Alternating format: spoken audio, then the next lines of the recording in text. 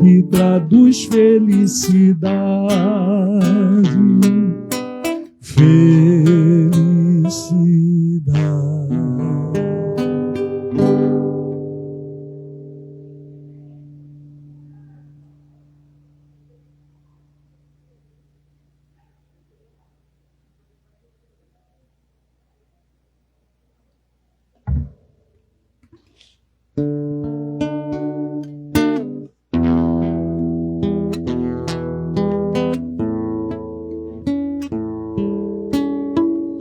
Neste encontro de almas queridas, entrelaçadas em muitas vidas, lábios sorrindo, mãos se afagando,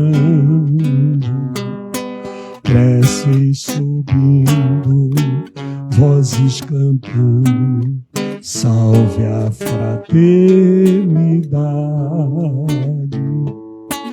Em nosso lar, clarins tocando, em cada olhar, amor brilhando, bênçãos do alto, chuvas de luz sobre o planalto. Glória a Jesus, salve a fraternidade. Quanta harmonia, quanta emoção, paz e alegria em cada coração. Quanta felicidade, salve a fraternidade. Quanta felicidade, salve a fraternidade. Fraternidade.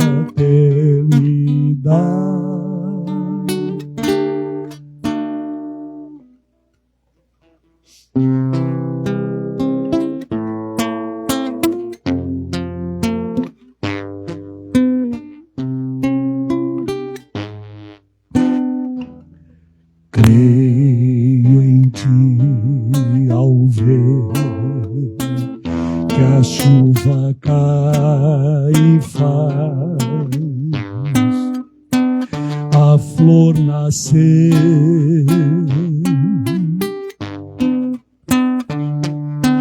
Creio em ti, pois sei que enquanto é noite aqui, é dia ali.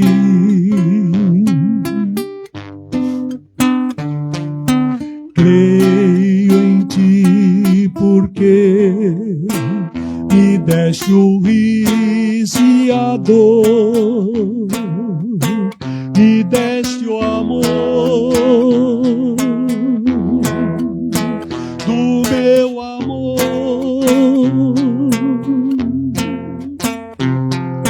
Creio em ti, creio em ti. Se a paz sobre nós seu véu descer, eu creio em ti.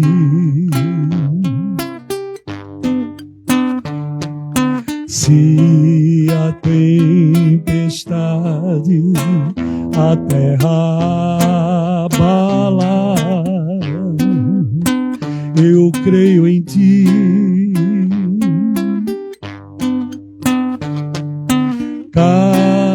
vez que neste mundo eu escutar alguém cantar, alguém chorar, direi então, creio em ti.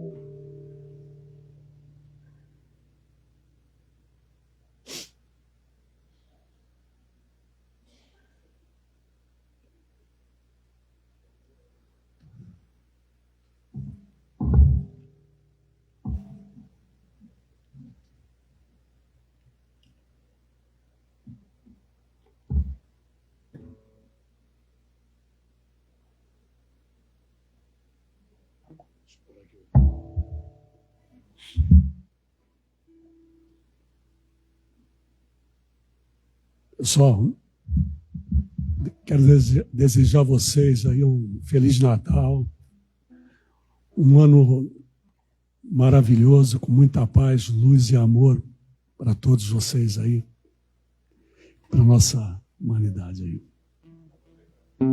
Obrigado.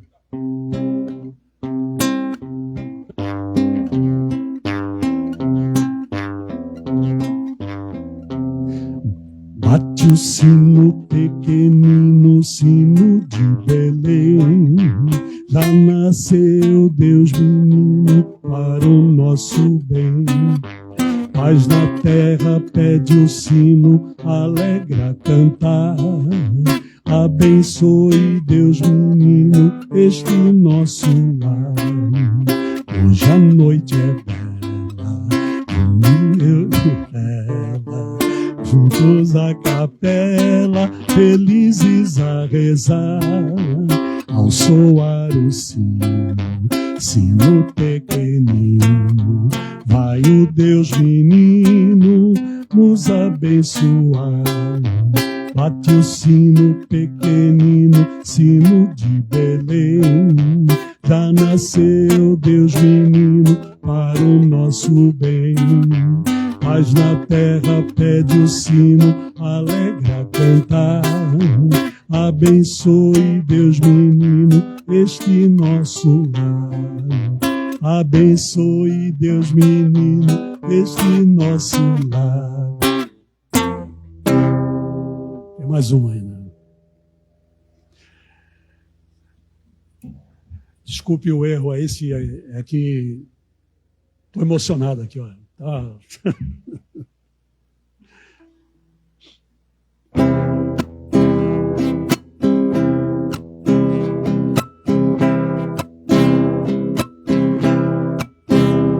Este ano quero paz no meu coração.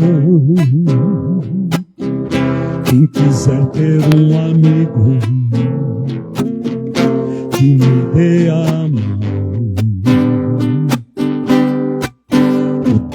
Passa e com ele caminhamos todos juntos sem parar. Nossos passos pelo chão vão ficar marcas do que se foi, sonhos que vamos ter. Como todo dia nasce novo em cada amanhecer, marcas do que se foi,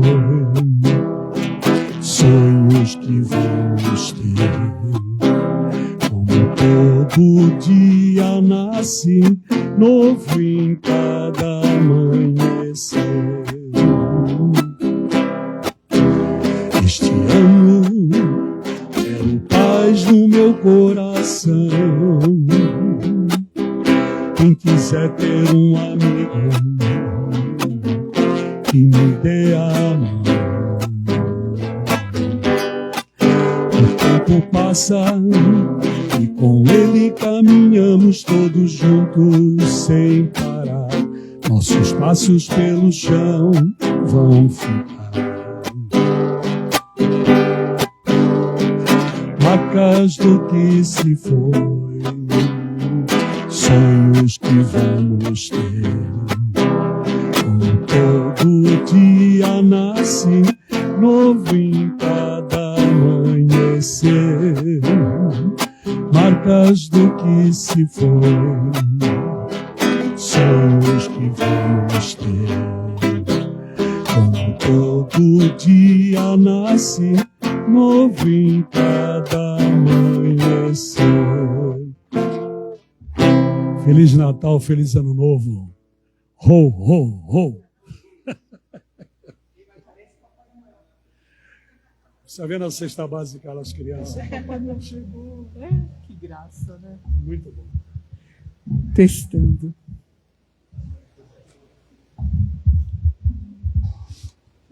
Boa tarde a todos. Bem-vindos à nossa casa, né? Mais uma palestra e passe. Lembrando que semana que vem nós trabalharemos normal, dia 30. Desculpa, dia 24, né? 23, né? E trabalharemos normal também na semana do Ano Novo, tá? Então, segunda e terça, antes do Natal e antes do Ano Novo, a casa vai trabalhar normal, viu? Contamos aí com todos vocês. Nossa palestrante hoje é a nossa irmã Stephanie, que vai nos falar sobre a importância do Evangelho no lar, né? E realmente é muito importante. Se nós soubéssemos o quanto é importante realizarmos o Evangelho em nosso lar, né? A gente vai saber hoje. Stephanie vai nos passar. Lembrando de desligar os celulares, por gentileza, colocar no modo avião, no modo silencioso, né? Para que não atrapalhe a nossa irmã na palestra. Tá? Eu vou ler a nossa mensagem de hoje, do nosso irmão José Carlos de Luca, do livro Sempre Melhor. Não traga o ontem para o hoje.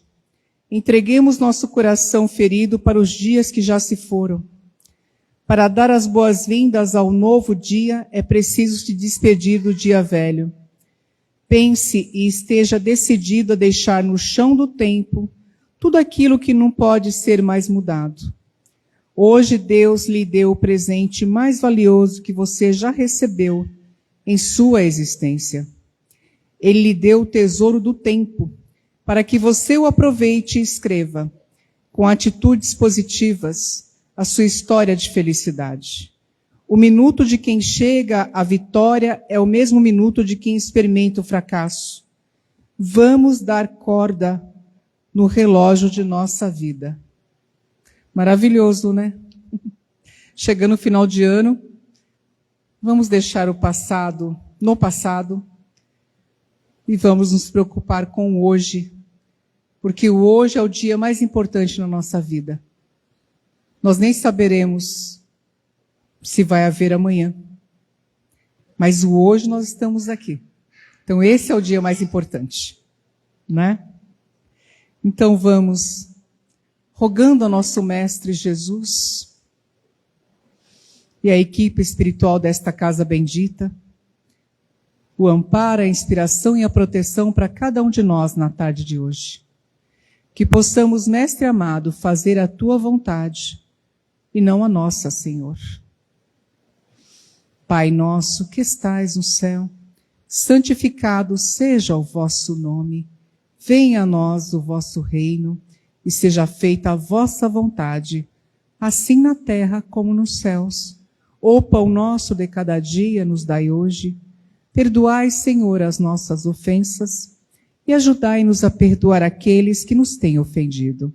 E não nos deixeis cair em tentação, mas livrai-nos, Pai, de todos os males, que assim seja. Graças a Deus e graças a Jesus. Graças a Deus. Já vou pegar os cards, tá? Obrigada, querida. Boa tarde. Que bom poder me juntar a vocês nessa tarde, novamente aqui no Ismênia de Jesus. Obrigada pela música. essa harmonização que já cria essa frequência, né? E você com o gorro de Papai Noel já todo caracterizado. Certíssimo, porque neste mês a gente tem essa comemoração fraterna, maravilhosa. Hoje é dia 16. Em 9 dias, nós estaremos celebrando aquela celebração mais importante, né, do ano, que é justamente a comunhão com Jesus. Aquele momento em que simbolicamente ele nasce e renasce entre nós.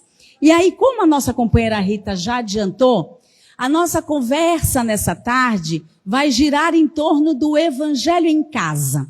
A Rita está distribuindo os evangelhos que carinhosamente eu trago, porque eu estou fazendo uma campanha agora, neste mês de dezembro, em todas as casas pelas quais eu passo. E aí eu estou entregando esse evangelho. Recebam, mesmo quem já tem, porque às vezes algumas pessoas já têm, faz o seguinte, pega para dar de presente para alguém. É o melhor presente de Natal que você vai poder entregar para alguém neste mês de dezembro. Por quê? Vamos falar um pouquinho sobre os motivos e os benefícios da implantação do Evangelho no lar. E falar também sobre os desafios. Porque qualquer prática nesse sentido, não é fácil a gente manter a bendita da disciplina, né? E é necessário ter disciplina. Então, vejamos, ao longo de muitos anos, sempre que a gente chega a uma casa espírita, e a gente sempre, num primeiro momento, vai por algum tipo de ajuda, a gente recebe, além da orientação, além do auxílio, além do tratamento, imediatamente é feita aquela recomendação assim, faça o evangelho no lar, não é? É uma continuidade do tratamento, é uma continuidade do estudo, é uma continuidade, principalmente, da comunhão com Deus. Aí, quando me perguntam assim, tá, mas o que acontece mais ou menos quando a gente implanta o evangelho no lar? Aí eu costumo dar sempre uma exemplificação materializada, porque para a gente é mais fácil a gente entender com alguma referência que a gente já está acostumado da nossa vivência, da nossa experiência ali em família, encarnados. E aí eu costumo dizer assim, quando a família decide, por exemplo, assistir ou um capítulo de uma série, ou um capítulo de uma novela, ou às vezes um filme, né? Então a família se reuniu e falou assim, vamos assistir um filme juntos? Aí a família assiste um filme. Dependendo do conteúdo, do título do filme que a família escolheu para assistir, como é que termina o clima no final? A gente sabe. Então digamos que a família assistiu junto um filme de comédia. Termina todo mundo como? Dando risada, alegre, comentando, falando a parte que achou mais engraçada. Se a gente escolhe um filme de suspense, como é que termina todo mundo? Naquele clima meio de coração acelerado. E o drama? Quando é aquele filme dramático. Aí você escuta até aquela fungada durante o filme na sala. Né? E aí a gente termina emotivo, às vezes lacrimejando, né?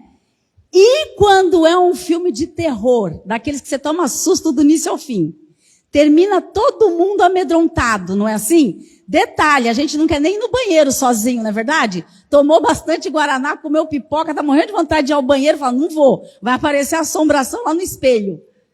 Por que que isso acontece? Porque nós entramos literalmente no clima do que aquele momento nós estamos fazendo juntos.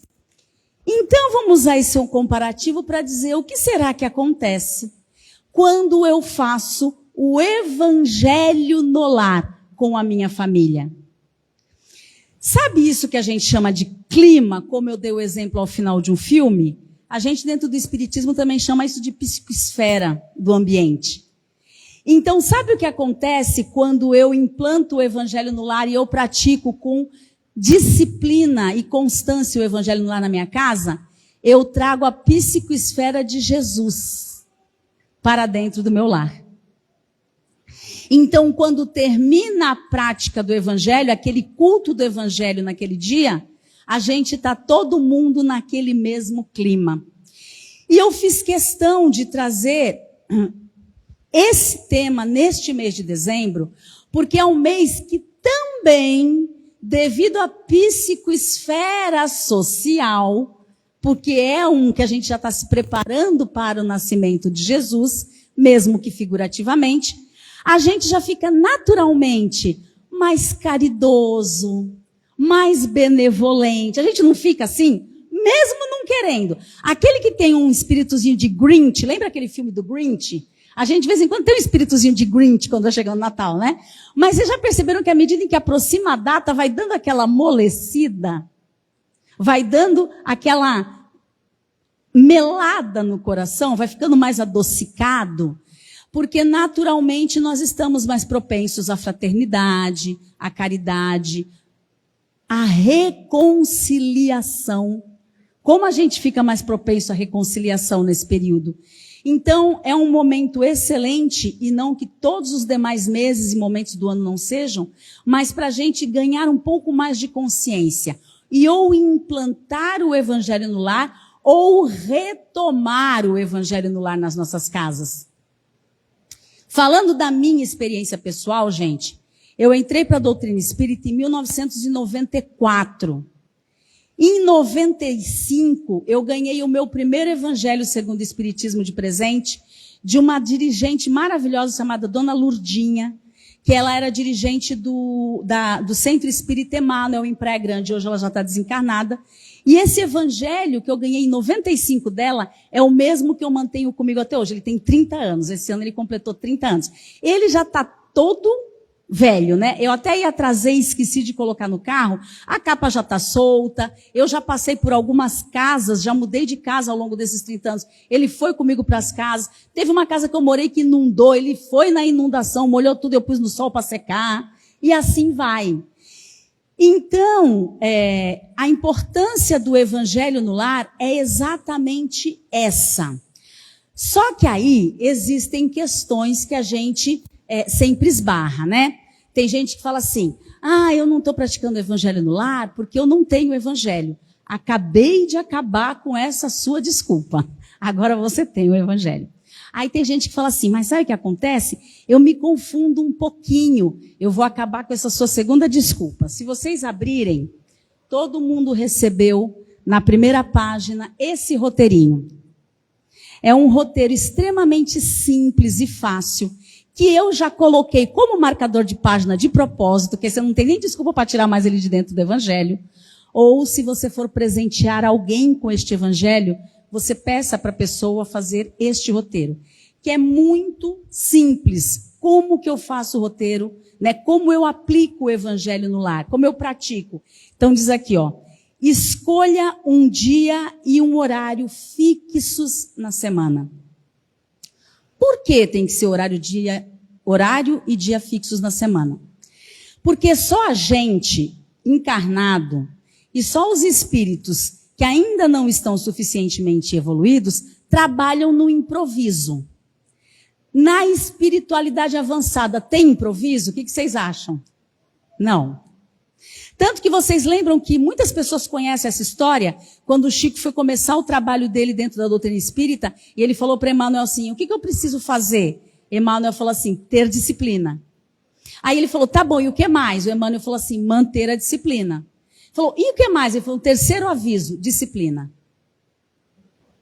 A espiritualidade alta, ou seja, o seu anjo guardião, os espíritos simpáticos que trabalham do outro lado da vida a seu favor, e principalmente a egrégora do nosso Mestre Jesus, tem muito trabalho para fazer para a evolução da humanidade no planeta Terra. Então, eles têm um negócio chamado disciplina. Portanto, por que eu tenho que escolher um dia e um horário fixo?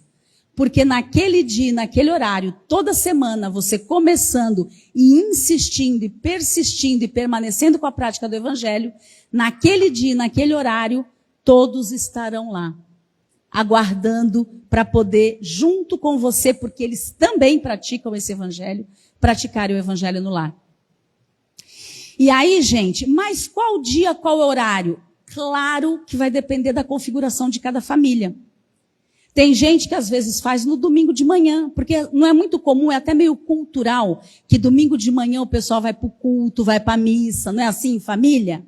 O espírita pode praticar o seu evangelho no lar. Um exemplo, tá? É uma ideia. Ah, mas é mais fácil eu poder reunir o pessoal numa segunda-feira à noite. Tudo bem, na segunda-feira à noite. O importante é que se estabeleça um dia e um horário fixo. Basta que seja feito uma vez por semana. Para que a gente restaure essa comunicação com Deus através de Jesus, porque é com o evangelho de Jesus que a gente vai fazer. Porque lembra do que Jesus nos disse? Ninguém vai ao Pai se não for por mim. Então, toda e qualquer mensagem, todo e qualquer conteúdo que a gente acessar ao escolher e abrir uma página do Evangelho é uma filosofia cristã, que se nós entendermos, conversarmos e aplicarmos, nos conduzirão a Deus. Nos conduzirão ao processo de evolução espiritual e de comunhão com Deus, ou seja, respeito às leis divinas. Isso vai exigir sacrifício? Sim. Isso vai exigir atenção? Sim. Prudência? Sim. Sim, o tempo todo para tudo isso. A gente vai conseguir 100%? Não, com certeza não. Mas o quanto por cento nós conseguimos a partir do nosso esforço, do nosso ganho de consciência, já estamos em processo de melhoria. Então, dia e horário fixos na semana. Aí diz aqui, segundo ponto, coloque uma jarra com água sobre a mesa para ser fluidificada. Que, na verdade, essa é uma expressão muito comum, a gente conhece que é magnetizada, né? Mas precisa ser uma jarra? Eu só tenho garrafa, pode ser garrafa. Na minha família são 4 pessoas. Posso pôr um copinho para cada um? Pode. Aqui é um roteiro. De novo, cada família tem a sua configuração. Agora, importante. Pode ser refrigerante? Não. Pode ser suco? Não. Minha família é mineira, adora um cafezinho. Pode ser uma garrafinha de café? Não. Por que não? Não vamos entrar na explicação química, né, física disso. Mas é que apenas a molécula da água pode ser devidamente alterada e modificada pela espiritualidade superior, no nosso caso, tá, gente? No planeta Terra. Então tem que ser água, tá? Uma água filtrada, uma água limpa, é claro. Dentro da melhor condição que cada um consiga, porque a gente sabe que existem as mais variadas condições de habitabilidade no Brasil e no mundo, mas no Brasil principalmente. Então, desde que seja uma água limpa. Pode ser na jarra, pode ser na garrafa, pode ser num copinho para cada um. Eu, inclusive, para mim, eu costumo assim, na minha casa eu pratico o Evangelho no Lar toda quarta-feira, 8 horas da manhã. Há anos, porque é o horário e o dia que dá para fazer isso. Então, quando é assim, 7h50, 10 para as 8, eu já coloco aquela musicazinha ambiente agradável, baixinha, porque essa harmonização musical, que você sabe da frequência que a música cria no ambiente, essa harmonização musical já é um princípio, a mesma coisa que o nosso companheiro fez aqui com a gente hoje. É um preparo dos nossos sentidos para que a gente comece nessa conexão com a espiritualidade alta. Então, se você puder, coloque uma musiquinha. Não tem como colocar musiquinha ou vai incomodar, não tem problema, não fica sem musiquinha. Mas então, você coloca lá a jarra ou a garrafa ou os copinhos com água. Como é que eu começo o Evangelho? Eleve o pensamento a Deus e faça uma prece inicial rogando proteção e inspiração. A mesminha coisa que a gente faz aqui antes de começar a palestra. Fecha os olhos, tranquiliza a respiração e faz uma prece. Qualquer prece. A gente normalmente orienta que seja o Pai Nosso, porque o Pai Nosso é a prece mais conhecida por todos.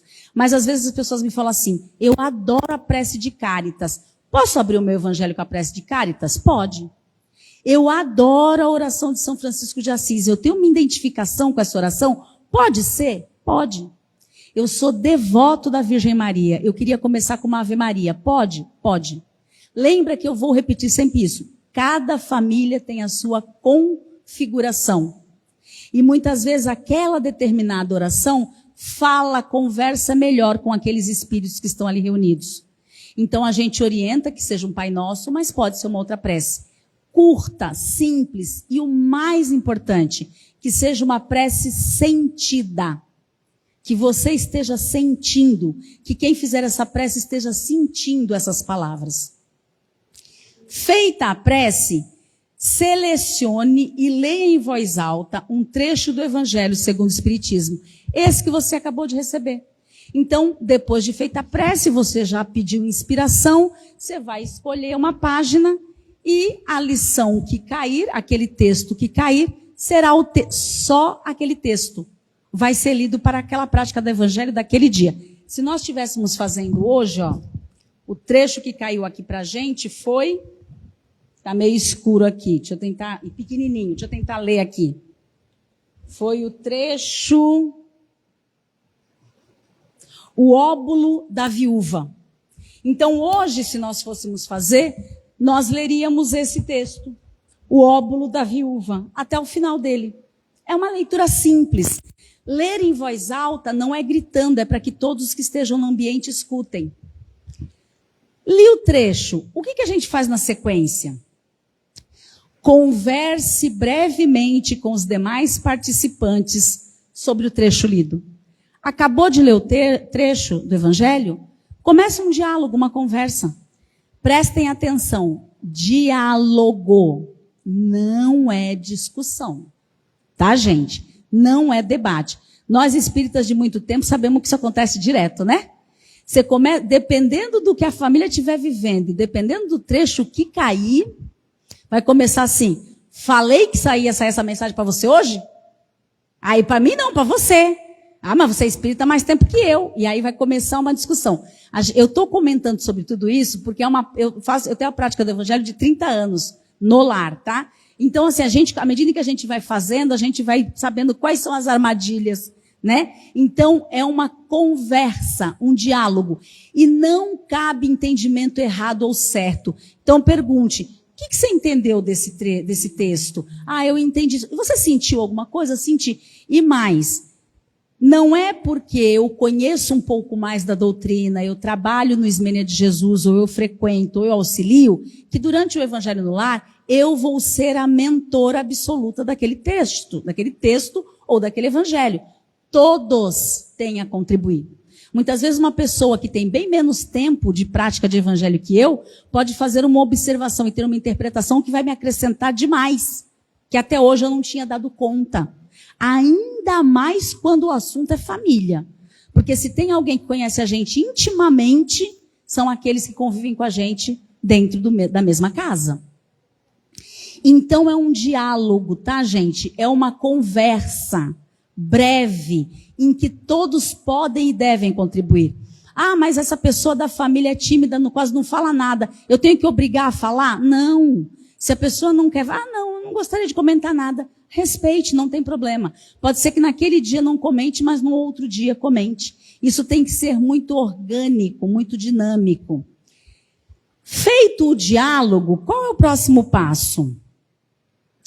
Faça vibrações em favor do lar, dos presentes, da família, dos amigos e das pessoas necessitadas. Depois de dialogado, conversado ali a respeito do texto que caiu para a família naquele dia do Evangelho, vamos juntos fazer uma vibração. E vibração, gente, é uma coisa bem simples, é um agradecimento. Agradecemos a Jesus pela presença amiga, agradecemos aos nossos anjos guardiães, rogamos por proteção, por inspiração e por auxílio. Agradecemos a Jesus, nosso mestre, agradecemos a Deus pela dádiva da vida, do jeito que você souber. Não fica tentando inventar coisa muito difícil, palavra muito rebuscada, não precisa. É uma vibração simples para que a energia do lar esteja restabelecida e boa. Lembrando, mas é a gente que faz isso? Não.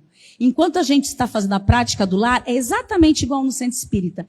Enquanto a gente está aqui ouvindo a harmonização musical, enquanto a gente está assistindo a palestra, o que a espiritualidade está fazendo? Está atuando em cada um de nós especificamente e no ambiente. A mesma coisa vai acontecer no seu lar. Não é você que vai higienizar nada. Quem vai fazer todo o restabelecimento energético do ambiente é a espiritualidade alta presente. São os irmãos mais evoluídos que farão. E a gente não precisa saber como isso se processa. Basta que a gente esteja o tempo todo em comunicação com Jesus. Bom, feita a vibração, encerra-se como? Encerra com uma prece de agradecimento a Deus, a Jesus e aos benfeitores espirituais. Pode ser o Pai Nosso? Pode ser Ave Maria? Pode. Eu quero começar com o Pai Nosso e encerrar com o Pai Nosso. Tudo bem.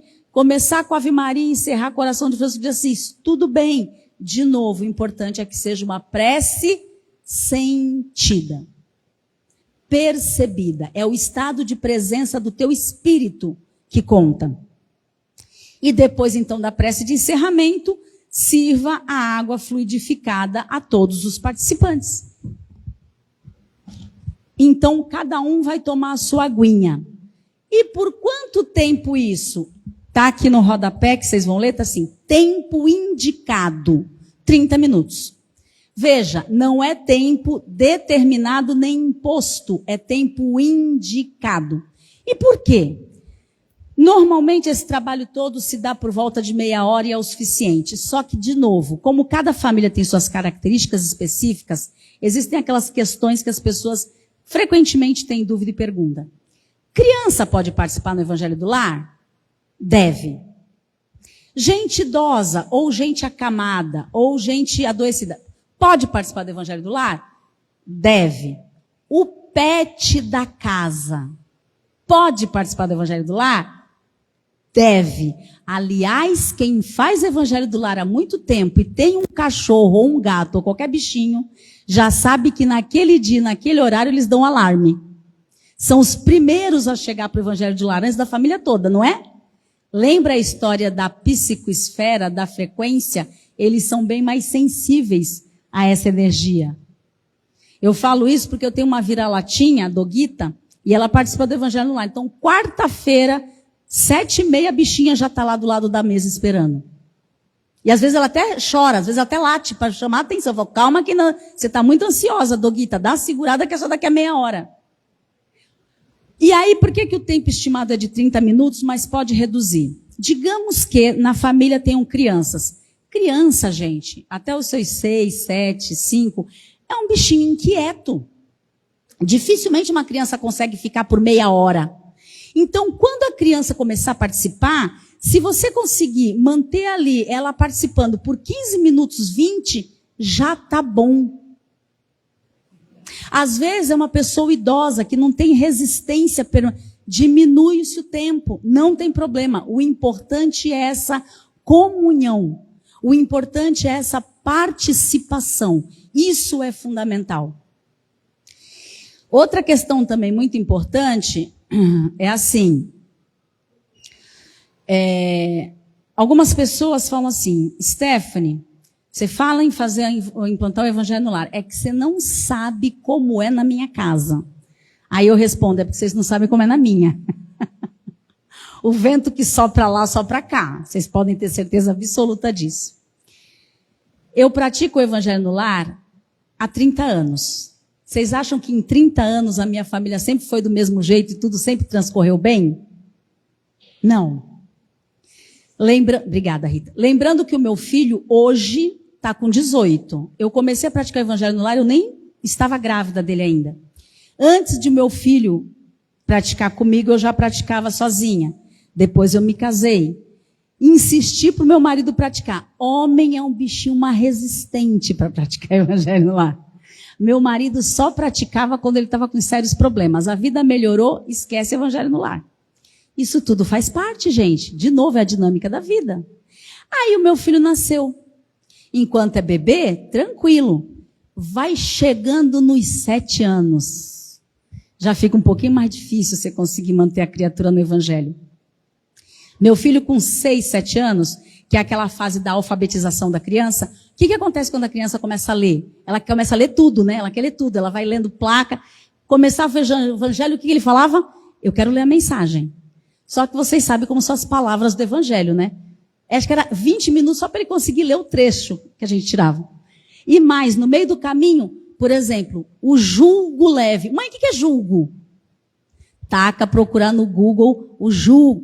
Por várias vezes o evangelho foi muito mais uma conversa, explicações, do que o diálogo a respeito do trecho. Mas a pergunta é, o evangelho foi feito? Sim. Porque entre eu, ele e o meu marido, e nós três precisávamos, quem é que estava sendo melhor orientado naquele momento? Ele, com 7 anos de idade. E aí eu costumo brincar, e isso é fato e a psicologia explica, quem é pai, quem é mãe, quem é avô, tutor, sabe dessa realidade? Que até ali os 10, 11 anos no máximo, o seu filho é o seu fã, incondicional, né? E o pai é o super-herói para ele e a mãe é uma ídola para ele, né? O que acontece por volta dos 10 anos? Parece que gira uma chavinha na criatura. E aí, no mesmo instante que você perde um fã, você ganha um hater. Porque ele passa a te criticar em absolutamente tudo. Como fazer para a criatura continuar no evangelho do lar nessa fase? Difícil. Cada um vai ter que descobrir a sua forma.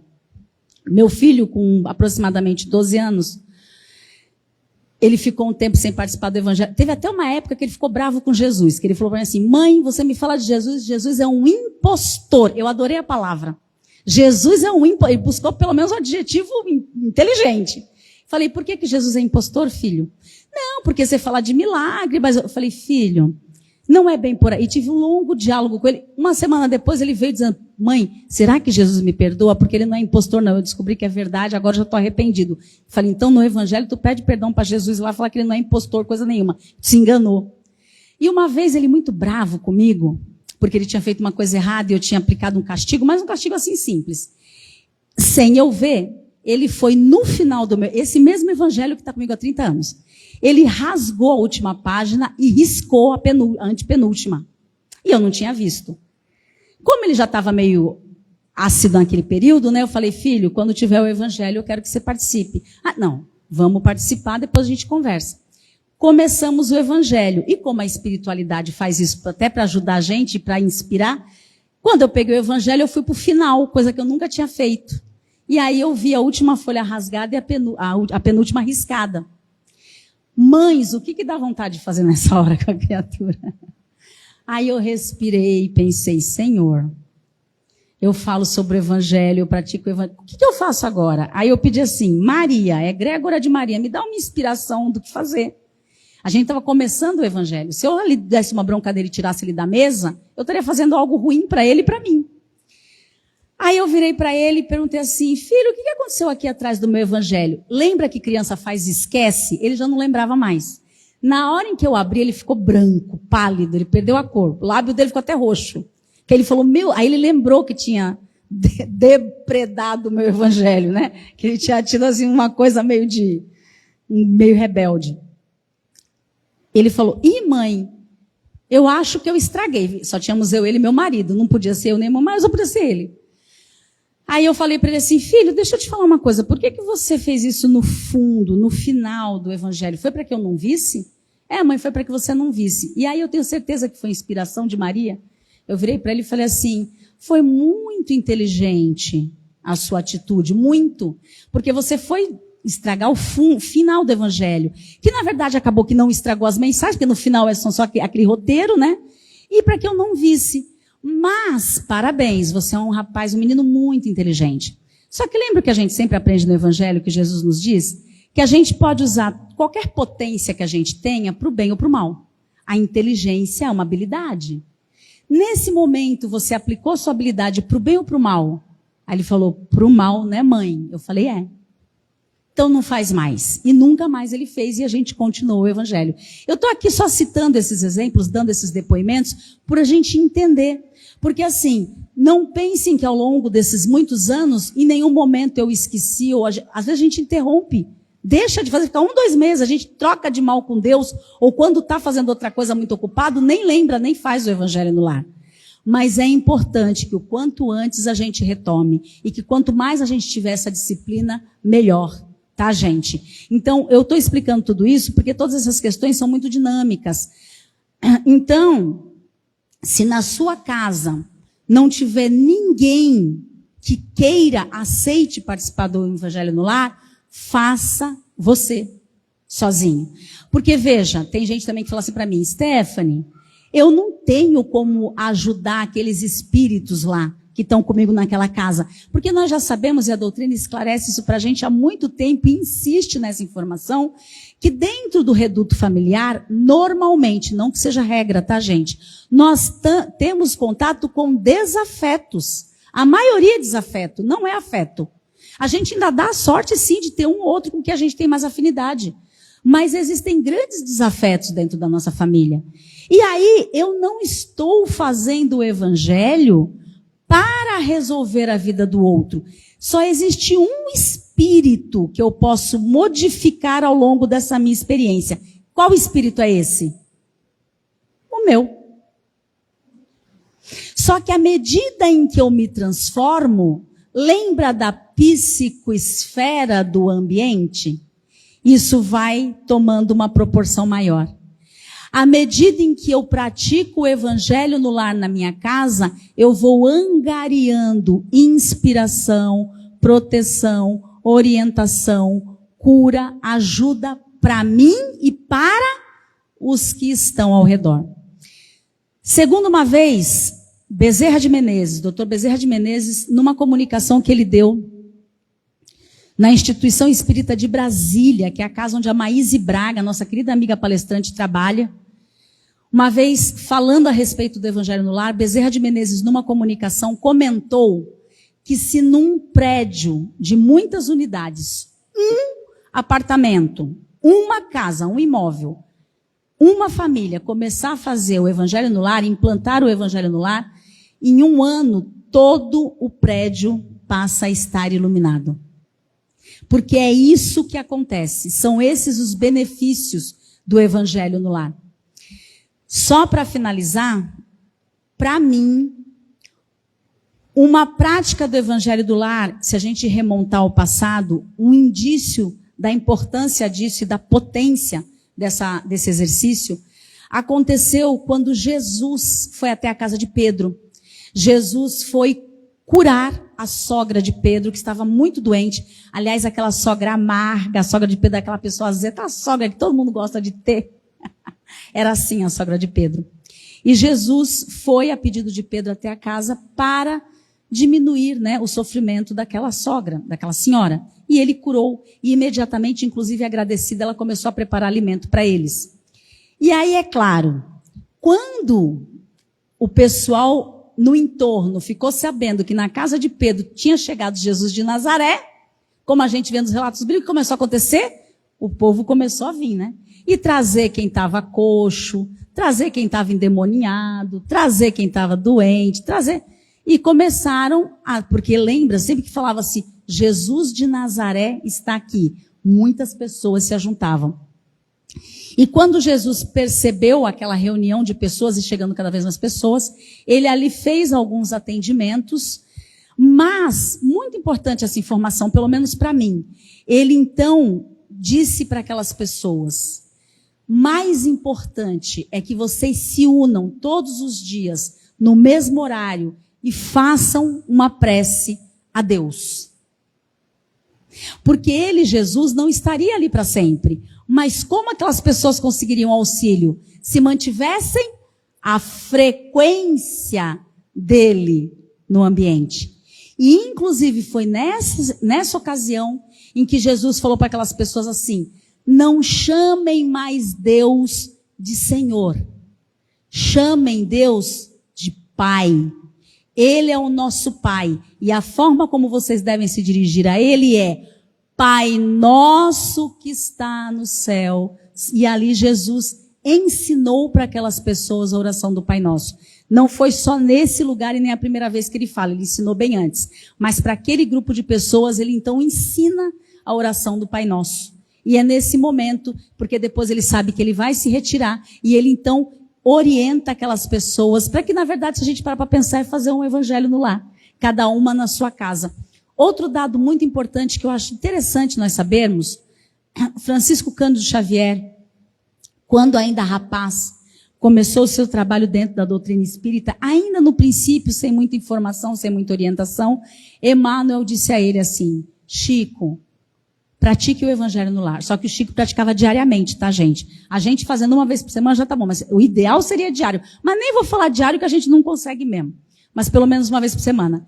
E aí, Chico não tinha ninguém para praticar o evangelho com ele. Quem praticava era ele, o seu irmão José Xavier e o cachorro Lorde. O Lorde fazia parte do evangelho. Um tempo depois, o seu irmão José Xavier faleceu. Com 34 anos ele desencarna, o que foi uma grande dor para o Chico. E Emmanuel falou, Chico, não desiste, continua com o evangelho. E Chico então continuou sozinho com o Lorde a fazer o evangelho. Quando ele foi para Pedro Leopoldo e começou na primeira instituição espírita, que ele fundou então uma casa para que as pessoas pudessem receber assistência, nos primeiros meses não tinha um trabalhador e não tinha um frequentador. Chico, todas as noites, só ele e o Lorde, que ele levou com ele, e Emmanuel, ele abria o evangelho e lia um trecho e depois ele fazia uma oração. Por várias vezes, inclusive tem relatos dele sobre isso, ele se queixou, ele se aborrecia com aquela situação. E Emmanuel falou para ele, Chico, persiste no evangelho. Ele persistiu, aos poucos foram chegando frequentadores, depois trabalhadores, e a gente sabe hoje o tamanho da obra de Chico Xavier, que ainda continua aqui no Brasil, mesmo depois do seu desencarne. Então eu só quis trazer essas duas exemplificações para a gente entender a importância, a potência de nós estabelecermos o evangelho no lar, tá? E aí tem aquelas perguntas, e se a gente vai fazendo o evangelho e chegou a entrega do Mercado Livre? Depende, se tiveram várias pessoas, uma pessoa sai silenciosamente, se você estiver sozinho, deixa para depois. Ah, e o telefone, pode deixar perto? Não, gente, telefone em outro cômodo da casa. É só você imaginar assim, naquela meia hora ou naqueles 20 minutos, você está frente a frente com Jesus. Sério, se Jesus está na sua frente agora e toca a notificação do seu WhatsApp, você vai mesmo ler a notificação e deixar Jesus falando sozinho? É sobre isso que a gente tem que minimamente raciocinar e prestar atenção. Então é isso, gente. Eram essas informações que eu queria passar para vocês. Espero que vocês façam um excelente proveito desse evangelho que foi doado com muito carinho. Agora, não tem mais também aquela justificativa de dizer, mas eu não sei como fazer. O roteirinho simplificado está aí para você. Mas, Stephanie, eu já faço na minha casa. Pegue esse evangelho e não force ninguém. Mas vocês podem ter certeza, se vocês ficarem imbuídos de presentear alguém que esse evangelho, em pouco tempo, essa pessoa vai surgir na frente de vocês. E aí, no momento em que vocês sentirem, se vocês sentirem, entregue esse evangelho, fala que tem um roteiro e passe algumas informações. Para finalizar, que eu já ia finalizar, mas eu lembrei de um dado importantíssimo, que é um grande tabu, um mito que muitas vezes acontece, mas acontece totalmente por falta de estudo doutrinário, né, da base do espiritismo. Algumas pessoas, eu estou falando isso porque em algumas casas eu perguntei se alguém tinha dúvida, algumas pessoas algumas vezes falaram assim, Stephanie, eu tenho medo de fazer o evangelho no lar porque dizem que trazem os espíritos sofredores para dentro da minha casa. Inclusive, uma frequentadora de uma casa aqui em Santos falou assim para mim, a minha vizinha me falou isso, e aí eu parei de fazer o evangelho no lar. Gente, isso é mito, tá? Vamos lá, vamos entender. A prática do evangelho no lar não é reunião mediúnica. Os evangélicos não fazem as suas preces em casas, os católicos não fazem as suas correntes de oração. O momento do evangelho no lar é um momento em que você se conecta com a sua espiritualidade, seu anjo guardião, Jesus e Deus, mais nada. Lembra que eu falei no princípio que na espiritualidade não existe improviso? Ora, como é que a espiritualidade que não trabalha com improviso ia recolher espírito sofredor para levar para dentro da sua casa, se existem tantas casas espíritas com tantos trabalhadores aptos para isso? Seria um improviso. Então, isso não existe, tá? Mas você não sabe, quando eu vou começar a participar do evangelho, ai, me dando negócio, eu sinto vontade de chorar. É o seu espírito que fica emotivo. Às vezes a gente terminou um relacionamento, a gente está numa troca de emprego, a gente teve uma discussão familiar. Quantas vezes eu pratiquei o evangelho em lágrimas? Não é, Rita? Você já praticou o evangelho chorando? Você não está incorporando, isso não existe. É você que está emotivo.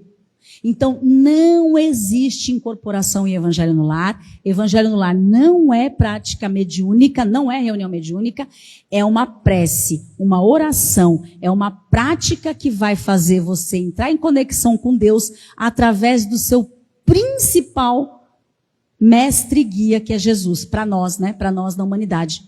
É só isso, tá? Para deixar isso bem claro. Não tenham receio com relação a isso. Isso não acontece. Podem ter certeza que não acontece. E aí é isso, gente. Muito obrigada pela atenção. Espero que nós tenhamos um Natal e um começo de ano novo maravilhoso. E, por favor, façamos o Evangelho no lar. Por nós e pela humanidade. É isso, gente. Obrigada e até a próxima. Obrigada.